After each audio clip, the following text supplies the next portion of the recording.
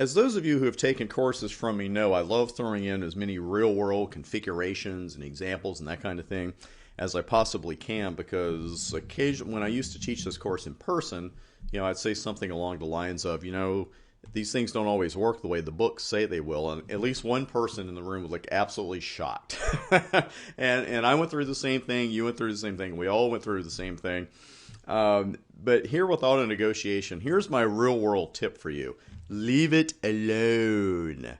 There's no real need to mess with auto negotiation, which is exactly what we're going to do in this video. But in the real world, you use auto negotiation on both ends of connection and you're gold. You don't even have to think about it. Years ago, when auto negotiation first came around, I'd be sitting here right behind this mic saying, for God's sake, don't use auto negotiation. I forget the euphemisms that both Wikipedia and Cisco use in their white papers and pages on auto negotiation. They're really polite about it. I'm just telling you point blank that it sucked. It was really not worth the trouble. But today it is worth the trouble. Like I said, you put it on both ends of the connection, you're done. But we're going to mess with it a little bit. One difference on the board right now and what you're going to see in the lab is that router 3 is still connected to 0/7 on MLS1. Makes no difference as far as the actual operation goes. Now, with both interfaces enabled for auto negotiation, what they're doing is sending what we call FLPs, fast link pulses, to each other. And of course, the obvious question is, fast as compared to what? It's a pretty relative term.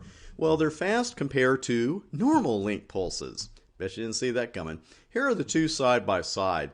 And you can see in the same time frame we're getting a lot more pulses with FLPs than we are with NLPs. Now, you may say that's fascinating, but who cares? Well, actually, here's why we care.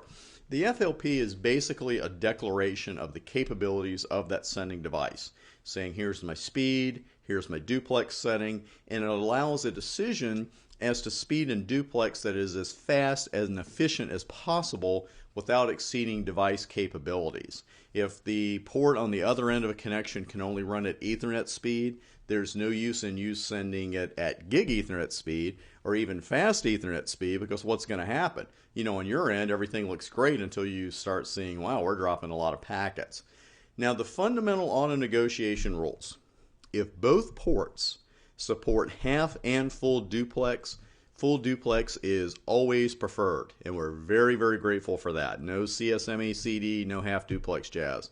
Now, if both ports support different speeds, the highest common speed is preferred. Again, we're very grateful for that. Makes perfect sense. And here's what happens first off. We've got router 3 and our multi-layer switch talking to each other, and they're both declaring via their FLPs, hey, the port that I have on this connection can run at up to 100 meg per second, and it can run at full duplex. Not much to decide there really, because the maximum capabilities are the same on both sides. Both ports end up running at fast Ethernet speed, and they're both set to full duplex. What happens though if we go in and screw with things and MLS1 is not running auto negotiation at all? We're going to find out, because what we're going to do is hard code the speed and duplex settings on the multi-layer switch. So right now both sides are running at auto, everything is beautiful, and we'll do a little verification on that right here. As you can see, MLS1, we're looking at port 7, full duplex, 100 meg per second, so everything is just fine. So let's make it perhaps not so fun, and we will go in on 07, and we'll look at our speed, and we've got 10, 100, and auto on a fast Ethernet port. So we're going to force it to 10. And duplex, we're getting sent a message already. Duplex, we're going to keep it full, but we're going to hard code it. Now you should expect to see line protocols bounce, so to speak, when you change these, and we're seeing quite a bit of that. You see the line protocol went to down, then to up, then it went down, then back to down for physical interface, and now it looks like everything's fine until we start getting this message. And I will scroll it over so we can see the entire thing. It's just a CDP4 duplex mismatch. Okay, it's kind of telling us what the problem is. Discovered on fast Ethernet, not half duplex, with router 3 fast Ethernet 0/0, half duplex. Okay, that seems odd, right? Because what did we just set on this switch? We set it to 10 for the speed, regular Ethernet speed, but we hard-coded full duplex, right? Let's do a quick show config there. Pardon me. Okay, well, we have speed 10 duplex full right there on fast Ethernet 0/7. So why are we seeing the CDP message that the other end of the connection is running at half duplex? Let's go back up to the message. Yep, just got a fresh one, so there you go. So isn't that kind of odd? It's saying 0/7 is not half duplex, and router 3's fast Ethernet 0/0 is half duplex. Kind of strange. Let's run a show interface fast 07 just to see exactly what's going on here. And we can see the full duplex setting is fine, and there's your 10 meg. So again, I know I've asked you a couple times, I'm asking again, why is the remote router suddenly running at half duplex? Let's see if we can, let's verify that. And here it is. We expect to see the speed at 10 because we hard-coded the other end of the connection for 10 meg. So it makes sense. Auto negotiation, which is still working here on router 3, is saying, okay, I detect the other side is running at 10 meg, so we'll go down to that. But half duplex, that's kind of odd. And here's exactly why that's happening. When you have one endpoint running auto negotiation and the other end is not, what you end up with is what we call parallel detection. Now, parallel detection has some good news for us. That means the device running auto negotiation can detect the speed of the remote device and adjust its speed accordingly. Emphasis on speed, you'll notice. Router 3 detected the 10 meg speed on the remote endpoint and set its own speed accordingly. Now, it's not all good with parallel detection, because router 3 is going to be unable to detect the remote endpoint's duplex setting. The router cannot assume full duplex. So what it does is it sets its own port to half duplex. And we just saw that with show interface. So again, router 3 using the FLPs was able to figure out the speed of MLS1's 0/7 port, no problem. But it's not going to get anything regarding the duplex. So it has to assume, okay, I got to go to my slowest duplex, my least efficient, and that is going to be half duplex. Now we have a problem, and it's a problem that's not always easy to spot. Because the thing is, we are really used to what?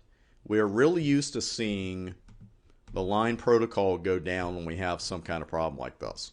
You know, go back to your NA studies with PPP, you know, with encapsulation, with frame relay, anything. We're really used to seeing the line protocol go down when we have some kind of mismatch. Well, here we have a duplex mismatch, but that is not going to bring the line protocol down. What is going to happen is, of course, you've got one end of this connection, MLS1, who says, hey, it's fine to send and receive at the same time. And router 3 is saying I can do one or the other on that interface, but I can't do them both at the same time. So you just end up with a ton of transmission issues. Technical term, I realize. But it can be hard to spot because, again, it's not so clear cut as, oh, the line protocol is down. I got an encapsulation mismatch somewhere. I got to do something about that. It doesn't work that way. But what you'll find is if you run an analyzer on it, you start checking your drop packets, that kind of thing, you will see those packets start to drop. And you'll end up with a lot of transmission issues. So again, the line protocols are still going to run, but you're going to have some major transmission issues. I say here the real issue is the transmission speed. By that I mean the overall speed, because you've got one end running at half, the other running at full. Now, the duplex mismatches, as I mentioned, can be easy to spot if you look at the config, but it does appear that our friend CDP is more than happy to tell us about this. And as you check those timestamps, I do have the milliseconds in there, which makes for a long timestamp. Later in the course, I'll show you how to change that with a timestamp. But you can see those messages. There's another one right on time, coming in about every minute, 16, 15, 16, 17, 18. And it's just going to keep telling us, hey, you got a duplex mismatch. And that, again, is the Cisco Discovery Protocol, which is kind enough to let us know about that. So again, those are the issues you run into with a duplex mismatch, that kind of thing.